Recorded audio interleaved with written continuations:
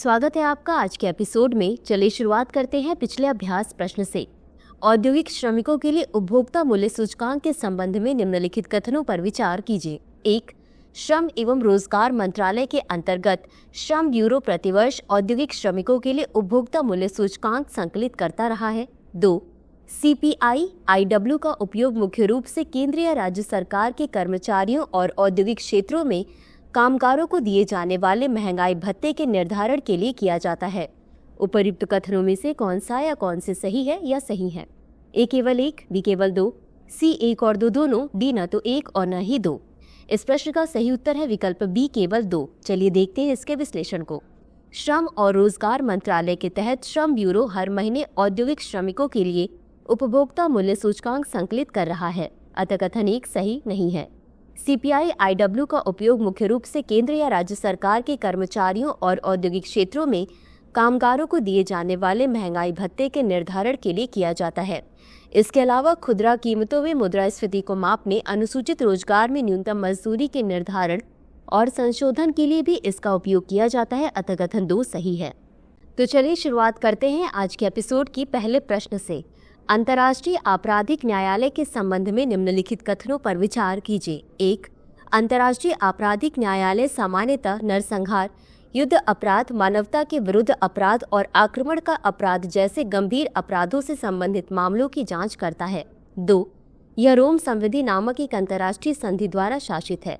उपर्युक्त कथनों में से कौन सा या कौन से सही है या सही है? A केवल 1, B केवल 2, C 1 और 2 दोनों, D न तो 1 और न ही 2। इस प्रश्न का सही उत्तर है विकल्प C 1 और 2 दोनों। चलिए देखते हैं इसके विश्लेषण को। अंतर्राष्ट्रीय आपराधिक न्यायालय यानी ICC।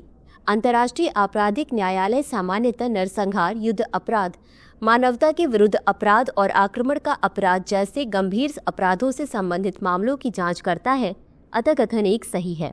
यह रोम संविधि नामक एक अंतर्राष्ट्रीय संधि द्वारा शासित है, अतः कथन 2 सही है। भारत, चीन एवं अमेरिका रोम संविधि के पक्षकार देश नहीं है। अगला प्रश्न है, निम्नलिखित कथनों पर विचार कीजिए। 1. केशवानंद भारती मामले 1973 में सर्वोच्च न्यायालय ने माना कि धर्मनिरपेक्षता संविधान के मूल ढांचे का एक हिस्सा है। 2. मेनका गांधी केस 1978 में सर्वोच्च न्यायालय ने इस बात पर जोर दिया कि जीवन के अधिकार में सम्मान के साथ जीने का अधिकार भी शामिल है।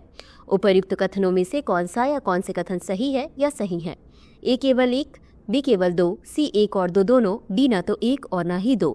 इस प्रश्न का सही उत्तर है विकल्प C 1 और 2 दोनों। चलिए देखते हैं इसके विश्लेषण को। केशवानंद भारती मामला 1973 में सर्वोच्च न्यायालय ने माना कि पंथ निरपेक्षता संविधान के मूल ढांचे का हिस्सा है, अतः कथन 1 सही है।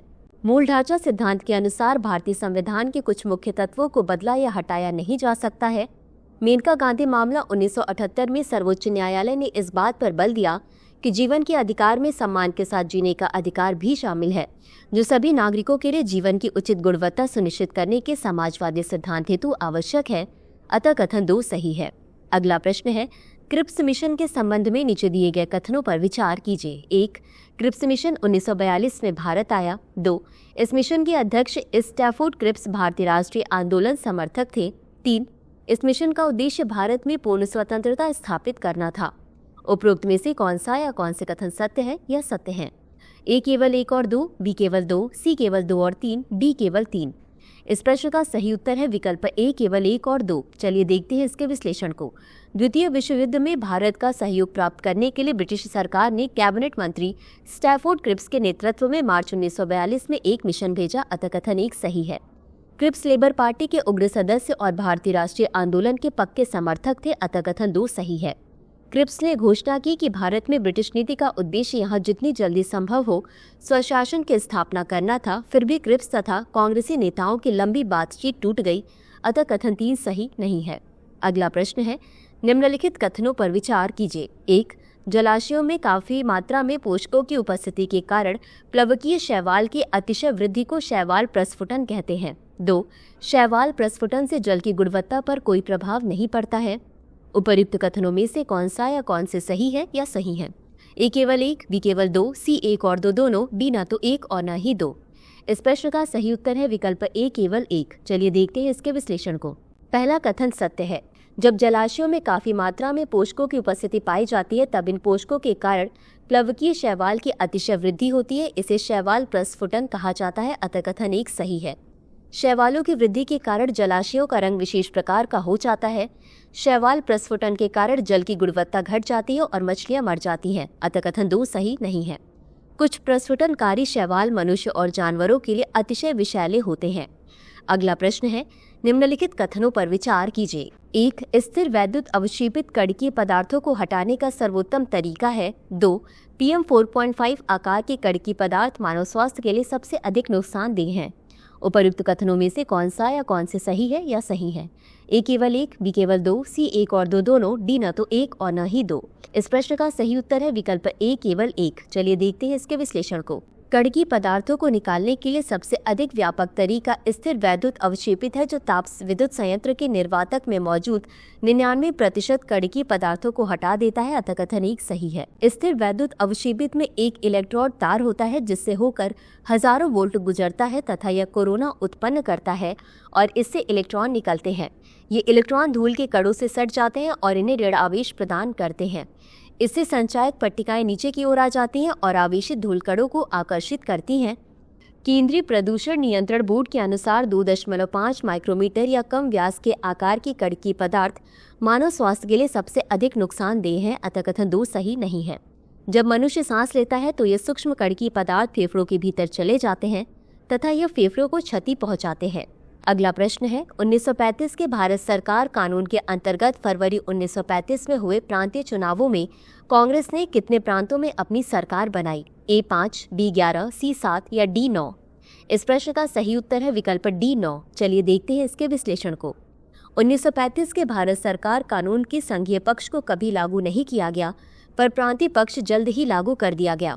1935 के नए कानून का कड़ा विरोध करने के बावजूद कांग्रेस ने इसके अंतर्गत होने वाले चुनावों में भाग लेने का निर्णय किया। हालांकि गांधी जी ने एक भी चुनाव सभा को संबोधित नहीं किया। फरवरी 1937 में हुए चुनावों में कांग्रेस ने अधिकांश प्रांतों में भारी जीत हासिल की। 11 में से 7 प्रांतों में जुलाई 1937 में कांग्रेसी मंत्रिमंडल बने। बाद में कांग्रेस ने 2 प्रांतों में साझी सरकारें भी बनाई। इस तरह कांग्रेस ने कुल 9 प्रांतों में अपनी सरकार बनाई, जिसमें से उसे 7 प्रांतों में पूर्ण बहुमत हासिल था। अगला प्रश्न है, इंदिरा साहनी केस का संबंध निम्नलिखित में से किस विषय से है? A. पिछड़ा वर्ग आरक्षण से संबंधित, B. मौलिक अधिकारों के उल्लंघन से संबंधित, C. संपत्ति के अधिकारों से संबंधित, D. उपरोक्त में से कोई नहीं। इस प्रश्न का सही उत्तर है विकल्प A, पिछड़ा वर्ग आरक्षण से संबंधित। चलिए देखते हैं इसके विश्लेषण को। इंदिरा साहनी केस का संबंध पिछड़ा वर्ग आरक्षण से संबंधित है। इस मामले में सुप्रीम कोर्ट ने भारतीय संविधान के तहत पिछड़े वर्गों के आरक्षण को लेकर महत्वपूर्ण निर्णय दिया। इसे मंडल कमीशन रिपोर्ट के आधार पर उच्च शिक्षा और सरकारी नौकरियों में पिछड़े वर्गों के लिए 27% आरक्षण को लागू करने के संबंध में किया गया था। अगला प्रश्न है, मंडल आयोग से संबंधित निम्नलिखित कथनों पर विचार कीजिए। 1. यह दूसरा पिछड़ा वर्ग आयोग था जिसके अध्यक्ष बिंदेश्वरी प्रसाद मंडल थे। 2. इसके सिफारिशों द्वारा केंद्र सरकार के नौकरियों में अन्य पिछड़ा वर्ग को आरक्षण दिया गया। उपर्युक्त कथनों में से कौन सा या कौन से सही है या सही है? A केवल 1, B केवल 2, C 1 और 2 दोनों, D न तो 1 और न ही 2। इस प्रश्न का सही उत्तर है विकल्प C 1 और 2 दोनों। चलिए देखते हैं इसके विश्लेषण को। 1978 में दूसरा पिछड़ा वर्ग आयोग तत्कालीन प्रधानमंत्री मोरारजी देसाई द्वारा बिंदेश्वरी प्रसाद मंडल की अध्यक्षता में गठित किया गया। इसे मंडल आयोग भी कहा जाता है, अतः कथन 1 सही है। इसने 1980 में अपनी सिफारिशें पेश की। इस आयोग ने सरकारी नौकरियों व शिक्षा संस्थानों में पिछड़े वर्गों हेतु 27% सीटें आरक्षित करने की सिफारिश की, अतः कथन 2 सही है। अगला प्रश्न है, बंद अर्थव्यवस्था वह अर्थव्यवस्था है जिसमें A. मुद्रापूर्ति पूर्णतः नियंत्रित होती है, B. घाटे की वित्त व्यवस्था होती है, C. केवल निर्यात होता है, D. न तो निर्यात और न ही आयात होता है। इस प्रश्न का सही उत्तर है विकल्प D. न तो निर्यात और न ही आयात होता है। चलिए देखते हैं इसके विश्लेषण को।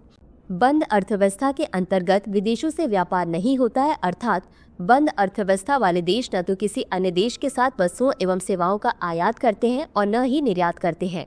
वहीं खुली अर्थव्यवस्था एक ऐसी अर्थव्यवस्था है जिसमें अन्य राष्ट्रों के साथ वस्तुओं और सेवाओं तथा बहुधा वित्तीय परिसंपत्तियों का भी व्यापार किया जाता है। अगला प्रश्न है, भुगतान संतुलन के संबंध में नीचे दिए गए युग्मों में से कौन सा सही सुमेलित है? 1. व्यापार घाटा आयात निर्यात से अधिक, 2. अदृश्य व्यापार सेवाओं का व्यापार, 3 गैर उपदान आय पर्यटन। नीचे दिए गए कूट का प्रयोग कर सही उत्तर चुनिए। ए केवल 1, बी केवल 2 और 3, सी केवल 1 और 2, डी 1, 2 और 3। इस प्रश्न का सही उत्तर है विकल्प डी 1, 2 और 3। चलिए देखते हैं इसके विश्लेषण को। जब किसी देश का निर्यात आयात से अधिक होता है तो व्यापार आधिक्य होता है, और जब आयात निर्यात से अधिक होता है तो व्यापार घाटा होता है। अतः युग्म 1 सही है। भुगतान संतुलन के अंतर्गत सीमाओं के व्यापार को अदृश्य व्यापार कहा जाता है, क्योंकि उसे सीमाओं को पार करते देखा नहीं जा सकता। अतः युग्म 2 सही है। अदृश्य व्यापार के अंतर्गत उपदान आय और गैर उपदान आय आते हैं। उपदान आय के अंतर्गत विदेशों में हमारी परिसंपत्तियों पर ब्याज, लाभ और लाभांश में से भारत में विदेशों की परिसंपत्तियों से उनकी आय घटाने पर प्राप्त होती है। गैर उपदान आय के अंतर्गत जहाजरानी, बैंकिंग, बीमा, पर्यटन, सॉफ्टवेयर इत्यादि सेवाएं आती हैं। अतः युग्म 3 सही है। तो चलिए अंत में देखते हैं आज के अभ्यास प्रश्न को। झील में शैवाल की अतिशय वृद्धि के कारण अरमणिक मल्फेन यानी स्कम बनते हैं तथा झील से अरुचिकर गंध निकलने लगती है। इसका प्रमुख कारण है 1. जलाशय में नाइट्रेट और फास्फोरस जैसे प्रदूषकों की अत्यधिक वृद्धि। 2. जलीय पारितंत्र में विदेशज प्रजातियों का आक्रमण।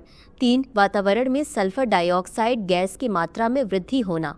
नीचे दिए गए कूट का प्रयोग कर सही उत्तर चुनिए। ए केवल 1, बी केवल 2 और 3, सी केवल 1 और 3, डी केवल 1, 2 और 3। इस प्रश्न का उत्तर कमेंट बॉक्स में जरूर दें। आज के लिए बस इतना ही। धन्यवाद।